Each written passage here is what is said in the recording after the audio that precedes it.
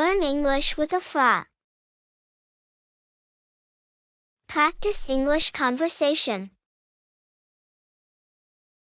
Good morning, teacher. I know you're busy now, but I need to ask you an important question.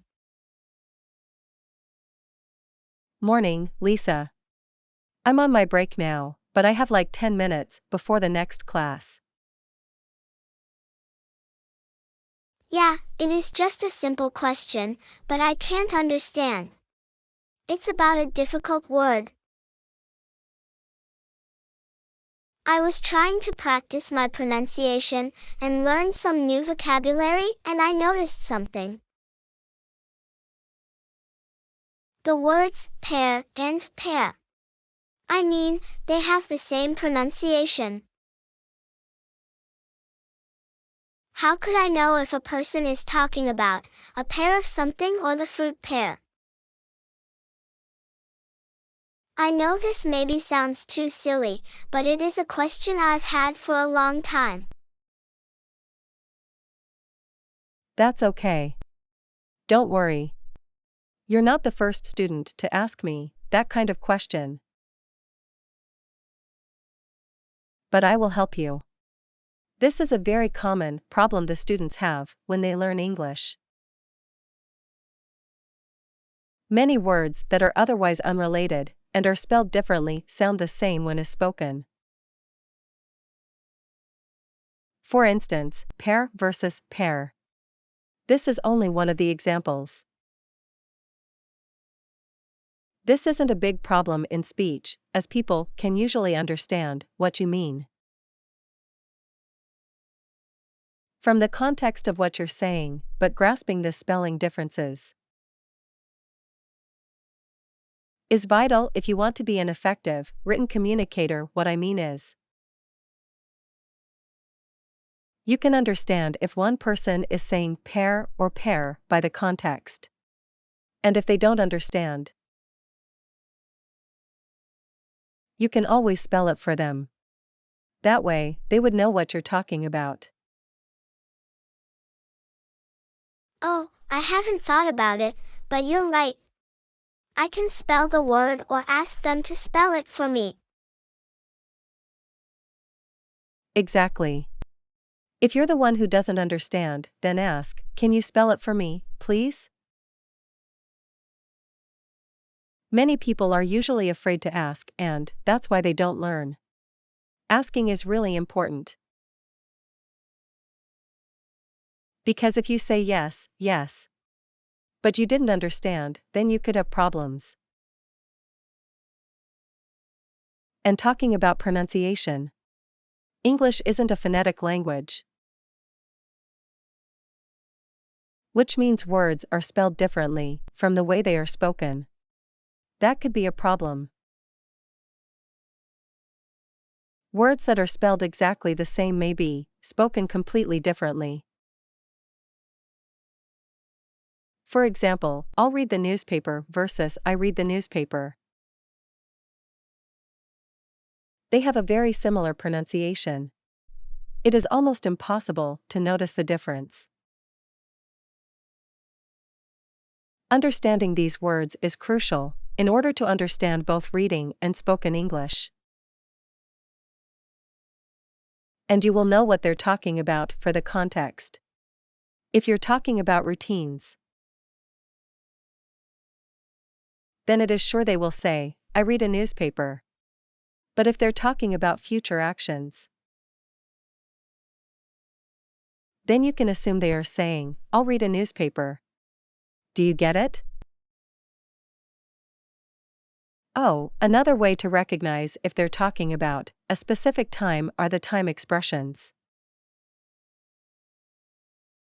If they say, tomorrow, every day, today, later, at the moment, and so on, you have to pay attention. And now that we are talking about problems when learning English, it is important to mention idioms and slangs. This area tends to be especially problematic for students. You wonder why? Simple, because it's difficult to teach in the classroom. Slang encompasses all the casual language that's used in day-to-day speech. It isn't necessarily grammatically correct, and may even sound nonsensical if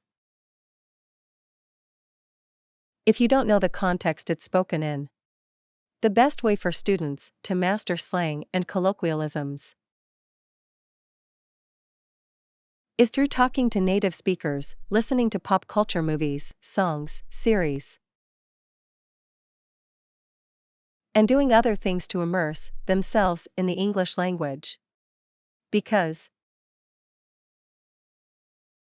this will serve a natural learning process that will help them pick up on cues, such as voice tone and nonverbal cues. Now, if you want a video about English's slangs, then let me know on the comments, please. Also, I have to tell you about an important problem when learning English. It is the variations of the language. When it comes to the sheer number of native and non-native speakers, English is the biggest language in the world. Over time, this has caused many variations of it to appear and evolve differently in different parts of the world. Accents, dialects, local phrases, slang, and other variations all play a role in this. Seriously, this can be a serious problem for English students who encounter distinctive variants, such as Scottish English for the first time, for example. Being aware of these differences beforehand and taking them into account when communicating is crucial in order to avoid confusion. What I mean is that you have to keep in mind that not everyone will speak English the same way. You will listen to different pronunciation, intonation, words, phrases, sentences, and so on. So no matter if you are an advanced level, even if you're a native speaker, you never stop learning. The best way to overcome all the problems in learning English is to practice as much as you can, while fully immersing yourself in an environment that is full of like-minded English speakers. Even though there are many learning English problems, there are some things that make learning easier. Don't you believe me? I will give you an example. In English, nouns do not have a gender. Another thing, you only need to learn 3 basic tenses: present, past, and future. These aspects simplify a lot of things. Keep in mind that you will not learn English fluently overnight. The most important thing is not to give up, no matter what. Learning English can be the most entertaining and exciting experience of your life.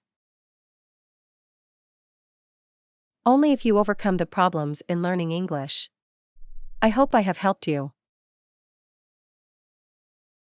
Yes, teacher. And about the English slangs, I want to know more about that, please. Sure. I can make a video about English's slangs, only if our subscribers want it too. I hope you liked this conversation. Advanced English phrases and words. Hello everyone, we're here with our dear teacher, Michelle. Hello teacher. Hello, Lisa. I'm so happy to be here with you, and with all the students watching this video.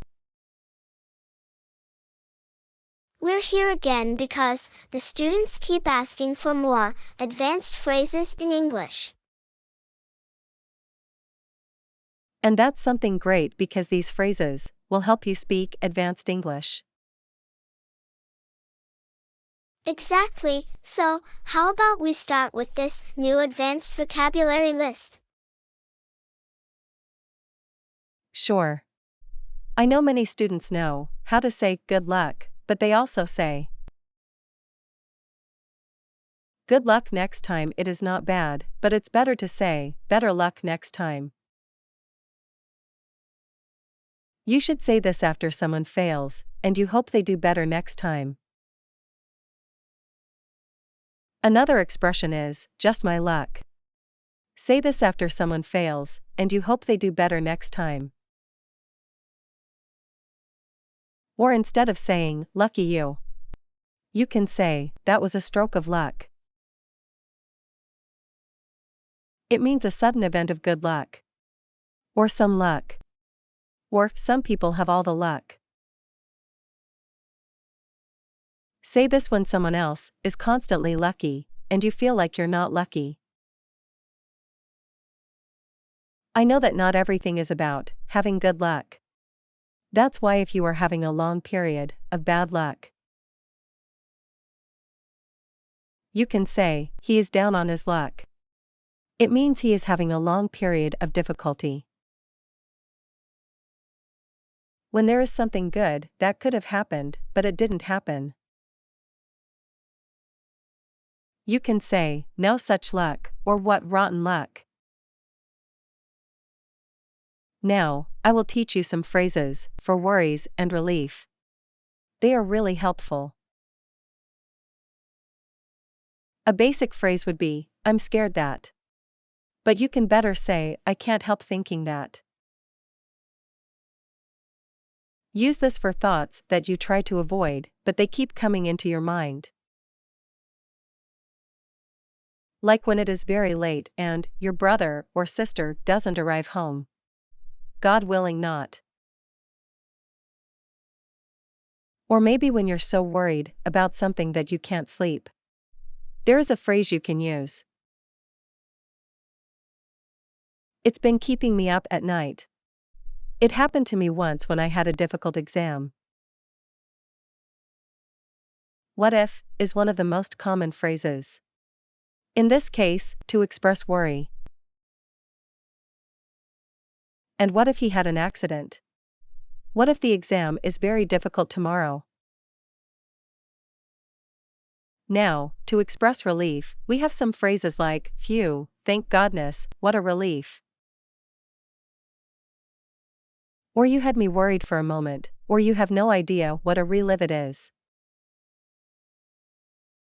Or if you're looking for a more advanced phrase, then you can say, that's a huge load off my mind. Something really important is when you talk about the future. That's what we will see now. For example, if you don't know when an event will happen, you can say, it'll happen any day now. It is used when you think something will happen in the near future. Or it's right around the corner. For example, the spring is next week. It's right around the corner. You get it? When you want to indicate how things will be in the future, you say, it's a sign of things to come. For example, when COVID appeared, we watched it on the news in other countries first. But without a doubt, it was a sign of things to come. I hope you understand. Now, when you want to say that you're excited about a future event, you can't wait for it to happen. Then you can say, I'm counting down the days until, for example, my favorite band will come next year to my country. I'm counting down the days until it happens. Or maybe you're counting down the days until we upload a new video with advanced English phrases. If so, let us know in the comments. Oh, a very used expression is sooner or later. I'm sure you've heard this phrase before. What does it mean? Well, you use it when you want to say that something will definitely happen sometime in the future. For example, if you keep practicing your English, sooner or later, you will improve it. Now, if you want to say I'll do something, sometime in the future, but I don't know exactly when, then you can say I'll get around to it. Or to say you will do something immediately, you can say, I'll do it right away. Or I'll get right on it. Or if you want to say in the future, we will know if something is true, false, or good, or bad. We can say, time will tell. Let me give you an example of this. When someone gets married, people ask, hey, do you think they will be happy together? Then you can answer, I don't know. Time will tell, my dear friend. Okay, we all know how to say, I'm sure. But that's basic English. You better say, I'm absolutely sure. I'm positive that. For example, I'm positive that I will win the prize. Or I have no doubt that. I have no doubt that you will speak English very well. This is a phrase that I usually use I am 100% certain. You use it when you want to say you're totally sure about something. Or I'm convinced that. On the other hand, if you want to say you're not sure about something, then you can say, I seriously doubt it. Probably not. It's not very likely. There is not much chance of that. I'd be very surprised if that happened. That's a good one. Or, I wouldn't bet on it. It means here's a small chance it could happen, but it probably won't happen.